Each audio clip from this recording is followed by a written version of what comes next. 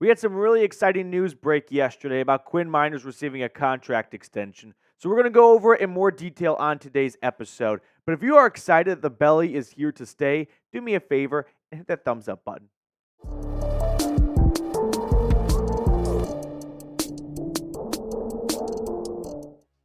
Last night during the MLB All-Star Game, the Broncos inked Quinn Meinerz to a 4-year, $80 million contract extension.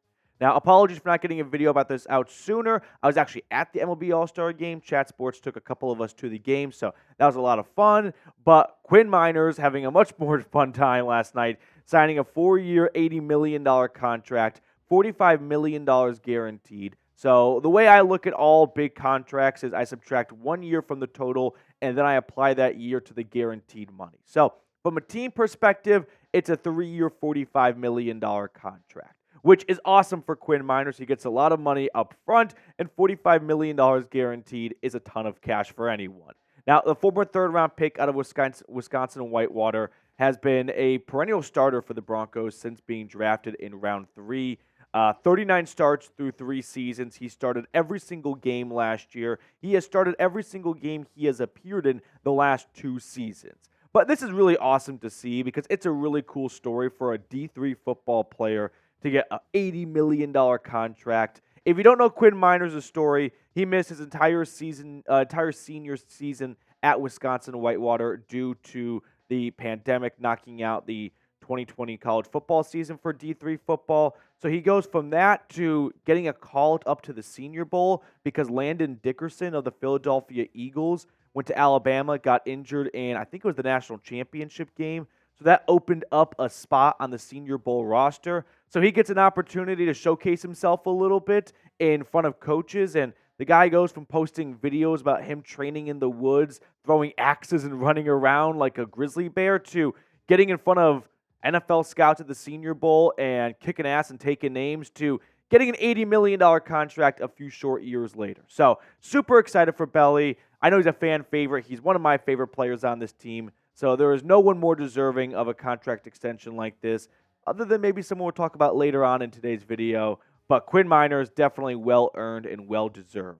So with this extension, it puts him at $20 million a season. That's tied for third amongst all guards, with Quentin Nelson, Robert Hunt only trailing Landon Dickerson and Chris Lindstrom, and putting himself a little bit ahead of Zach Martin.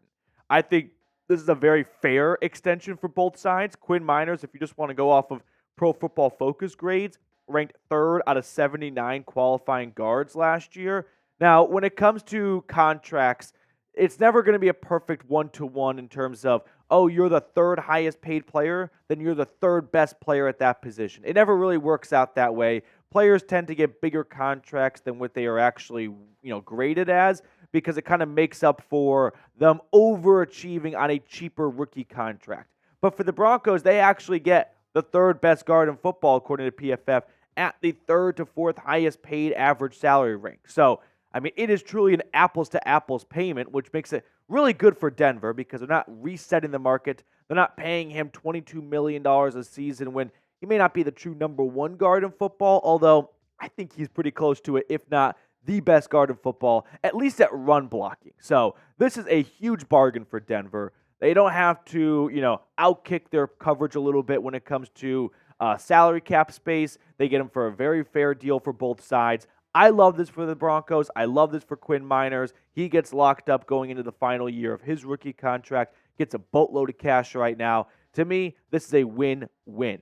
Now, before we look even further into this extension and a possible Patrick Surtain extension on the horizon, make sure to subscribe to the channel. We're going to give you guys 24/7 Broncos news coverage. Even when the news broke yesterday, I couldn't get out a full video, but I was able to get out a short from the concourse of Globe Life Field. So make sure to subscribe. Help us reach our goal of 23,000 subscribers. Now, taking a closer look at this Broncos offensive line, Belly slots in between Mike McGlinchey at right tackle and whoever is going to start at center. Temporarily, I have it penciled in as Sam Mustipher. He's the veteran. He's got more experience than Alex Forsyth and Luke Wattenberg combined. Forsyth going into year 2, Wattenberg going into year 3, but that could easily change during training camp as that is an open battle replacing Lloyd Cushenberry. Now, if you look at the Broncos' offensive line, again, just going off PFF, which is not the end-all, be-all, but it's a good starting spot for guys in the trenches. This is a really solid offensive line. Like, you've got Garett Bolles, a top 20 left tackle. Ben Powers, a upper echelon guard. A question mark at center. I'm not going to BS you guys. I can't say for certainty whether or not Sam Mustipher is going to be a top 10, top 15 center this upcoming season. But you've got a top 3 guard in Quinn Meinerz, and then Mike McGlinchey, who was a little bit on the rockier end to start last year, but he ended the year on a really high note. He slots in a little bit above the halfway mark amongst all tackles. But I think it's a very appropriately paid offensive line. Like, look at the average salary rank and overall investment that has been made in the big guys up front. Garett Bolles, top 20, top 10, top 20 highest paid tackle. Ben Powers coming in at 16. Sam Mustipher, he's towards the bottom of the barrel. He's on a vet minimum deal. It's not far off from whether that's Luke Wattenberg or Alex Forsyth. They're all making about the same amount of cash. Quinn Meinerz, top 3 guard, paid like it. Tied for 3rd in average salary. Mike McGlinchey got a big contract last year. He comes in at 16th amongst all tackles. So, overall, I think this Broncos offensive line is widely slept on. I know that there are some weak-ish spots on this roster, but it ain't the offensive line. They had some troubles early on last year for periods of time, but things really started to settle in when Mike McGlinchey, their top-paid right tackle, started to settle in nicely. And I think this is going to be a foundational and cornerstone unit for the Broncos' success this upcoming season. I mean, take a closer look at Garett Bolles and Mike McGlinchey. Tackles are one of the cornerstone position groups in football. It's a reason why they go very often in the top 10 of NFL drafts. And Garett Bolles and Mike McGlinchey, like we just looked at, ranking in the top half of all tackles last season. Bolles outperforming his counterpart with a PFF overall grade of 75.9, a better pass blocker than run blocker, but that's usually pretty typical for your left tackle versus right tackle, whereas Mike McGlinchey, a better run blocker than pass blocker. But the thing that I'm really excited about this upcoming season is if Mike McGlinchey can start the year off the way he ended 2023, I mean, look at the difference in overall PFF grades and stats for the first 7 weeks of the season versus the last 9 games of the season. I mean, his overall PFF grade jumps up 10 points. That's a significant jump right there. His run blocking grade goes up. His pass blocking grade goes way up. And keep in mind, he is traditionally a much better run blocker than pass blocker. Sacks allowed, down. Penalties, way down. Mike McGlinchey, I don't think it's a secret, had a rough go to begin the 2023 season. But around that halfway mark, after that Packers game, going into that Chiefs game, he really started to click, and he started to look like that top-paid tackle the Broncos signed in free agency. I think this Broncos offensive line can be a top 10 unit. I mean, if Garett Bolles continues to play the way he did last year, and if Mike McGlinchey picks up where he left off, and I can count on Quinn Meinerz being a top 5 guard, I mean, right there, I've got 3 players that can be top 20, at least in their respective position groups, with Meinerz being top 5. And then Ben Powers, he's going to be a solid, like more than just serviceable guard for you. He's going to be a top half guard in the NFL. But the only question mark is, who's going to be starting at center? And can you get adequate center play? The good news for Mustipher, Forsyth, or Wattenberg, whoever starting at center is, look to your left, look to your right. You've got really good guards next to you. You've got Quinn Meinerz, a top 3 guard. Ben Powers, a top half guard in the NFL. And then your tackles are going to take care of you as well when it comes to the big edge rushers. Like, it's just a job of don't screw it up because you've got really good supporting members around you. Don't be the redheaded stepchild that is so glaringly and obviously the weakest member of the chain that people start to really hone in and pick on you. So hopefully the Broncos can find some just average, adequate center play, because if they do, and it's just average, like we are looking at a top 10 unit, no doubt. So who's going to be that starting center? I don't have the answer for you. I don't think Sean Payton even has the answer for you. That's going to be a question that has to be answered during training camp. My gut tells me they'll start off with the most experienced player, the veteran Sam Mustipher, over Wattenberg or Forsythe, but they're all probably secretly hoping, and it may not even be a secret, that one of these two guys emerges. Because if Alex Forsythe comes out in training camp and starts kicking ass and flipping pancakes and looking like a real legit starting center, the Broncos have a starting center for the next 3 seasons on a rookie contract. Like, that is the dream right there for them, where they have a 7th-round draft pick on as cheap as it could possibly be deal as a starting center for 3 years. Because they've got a lot of money tied up at other places right now on the offensive line. So hopefully, I mean, selfishly, I'm sorry, Sam, but I think for the Broncos' best interest, one of these two guys for a much cheaper and long-term option can emerge as a starting viable center. Now, if Sam Mustipher is able to hold on to the job and fight off the less experienced players, I'm not too upbeat about it, and I know all you want to hear is just rainbows and sunshine and great news, but the reality is, in the tough truth pill that everyone has to swallow, Sam Mustipher has not been a very good starting center. Now, he's got more experience than the other guys, so that could help him out in the long run, but when he was the starting center for the Chicago Bears for about a season and a half, 2 years, from 2021 to 2022, he was one of the worst centers in football. Like, that's just a fact. I know that's an opinion, but it's not. It is a fact. Like, talk to anyone, talk to Bears fans, Sam Mustipher was a problem. That's why they let him go. Went over to the Ravens. He backed up Tyler Linderbaum. He filled in a couple of times for him. Did an okay job. But no, I don't think Sam Mustipher is a long-term solution at the center position. I think he's been brought in as a bit of an insurance policy just in case Forsythe or Wattenberg don't look like a viable option for them, and they can at least lean back on someone who's got some real NFL experience and plenty of starts under his belt. So with all that being said, do you guys think the Broncos have a top 10 offensive line? I want to hear from you in the comment section. I do. I think it's going to show this year. I don't think league-wide people think the Broncos have a top 10 offensive line. I'm guessing your, above average NFL pundits would put it between like 11 and 15. But I think it's right there between 7 to 10. I do think it has that high of a ceiling with guys like McGlinchey in the way he played at the end of last year, Garett Bolles going into a contract season, so you know he's going to play his best football, and then Quinn Meinerz. I've got 3 players at the top of their positions. All right, let's talk about Patrick Surtain now, because with Quinn Meinerz getting his big fat contract extension, could we see Denver start to get into a bit of a roll and start to knock out a couple of these extensions going into training camp or during training camp? Now, Pat Surtain has 2 years left on his contract, so not quite apples to Meinerz, who was entering the final year of his contract, but that 2025 fully guaranteed 5th-year option was already picked up, $19.8 million. Now, Surtain turned 24 years old back in April.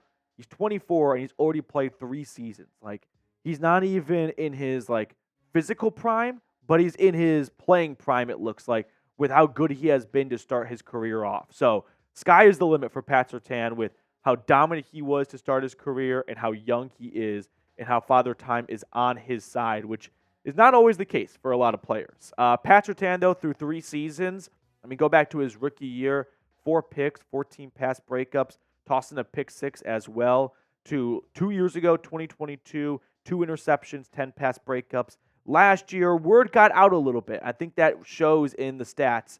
Don't throw to Patrick Surtain. People tried that as a rookie. He picked him off 4 times.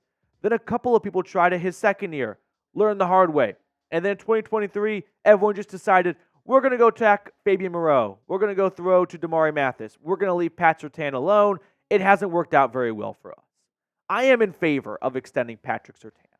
Contract extensions can be tough. You got to find an appropriate number that's fair for the team, fair for the player, and it's not always easy to get both sides to agree on a number. But the other thing that makes it tough is this a player that the team is willing to bet on to stay at a high level for the foreseeable future? Or do they feel like, listen, let's say in Madden world, he's a 90 overall. Can we go get an 85 overall for 4 times less the price? Like, sure, you're taking a little bit of a drop-off, but you're saving a lot of money that you can use to spend on other parts of the roster to upgrade those areas. Like, that's the big question that teams have to ask themselves before they give out a massive extension. But for Patrick Surtain, I think he is someone worth betting on. And I'm going to tell you why in just a moment. But first, if you want to get this Broncos t-shirt and hat deal, go to chatsports.com/DEN combo. I put this link in the comments and description of today's video. If you want to get some new Broncos gear before training camp gets underway, or if you're going to training camp and you want to get some new Broncos shirts and hats going in your closet, go visit our exclusive link for 40% off, chatsports.com/DEN combo. So let's talk money. Let's talk about a possible extension and what that could look like. I think we're going to see Patrick Surtain reset the cornerback market. It hasn't been reset for a little bit. Like Jair Alexander, Denzel Ward, they signed their extensions over a year ago, if I remember correctly. We saw recent extensions come in from guys like L'Jarius Sneed and Jalen Johnson. So I think we're going to see a big extension come for Pat Surtain. Now, I do think it's important for Denver to get a little bit of a move on because there are some other players next offseason, not this offseason, but next offseason that could be in line for contract extensions. And as we see with quarterbacks and wide receivers, it is important to be the first one to get it done because very quickly we can see how the prices skyrocket as people begin one-upping one another, and whoever's last to the game ends up paying the most, even if they don't have the best player at that position. So for me, I would be willing to give Patrick Surtain a 5-year, $115 million contract. That's an average of $23 million.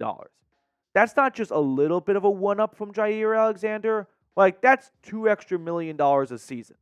But I think Patrick Surtain is deserving and worthy of that. I think what we have seen through 3 seasons of his work is that's a future Hall of Famer. Like, that is a perennial Pro Bowl, All-Pro caliber cornerback. And if you wait and you let other cornerbacks start to get paid that is not as good as Pat Surtain, they're going to drive the price up even more. And then Denver's going to be looking at a bill much bigger than $115 million. Guaranteed $90 million. So like I said for Quinn Meinerz, it's basically a 4-year, $90 million contract through the eyes of the team. And I think this is a great deal for both ends. Pat Surtain gets $90 million guaranteed. And for Denver, they lock up the future of their defense. And hopefully a guy that gets a 3rd and a 4th contract and plays his entire career in Denver. So if you were in charge, would you give this extension to Pat Surtain? Give me an O for offer or an R for reject.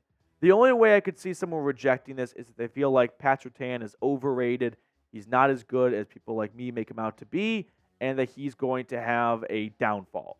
I've got no reason to believe that is the case. He was an All-Pro his 2nd year in the NFL. Yeah, I'm willing to buy in on Pat Surtain. I'm definitely typing O for offer. All right, before we get you guys on your way, summer hot takes today. It is a high of 89 degrees. So we got another Golf Tan Lines hot take. And today's Golf Tan Lines hot take is, I think the Broncos defense will be better than it was in 2023 because of more consistent pass rushers. This Broncos defense is missing guys like Justin Simmons, Josie Jewell, like 2 very important starters from last year. So why do I think they'll be better without those guys? Because I think something that really slowed them down to start last year was the inconsistency at the pass rushing position.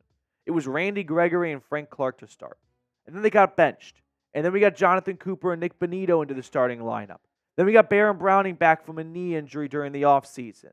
Like, it was rocky to start the year at a cornerstone piece, the most important position on defense. This year, they go into the season with a much better plan and vision. They know their top guys. It's Cooper, Bonito, and Browning. Knock on wood, they're all healthy, and I think that's going to help out Vance Joseph a ton early on in the season, and that's going to make this defense better.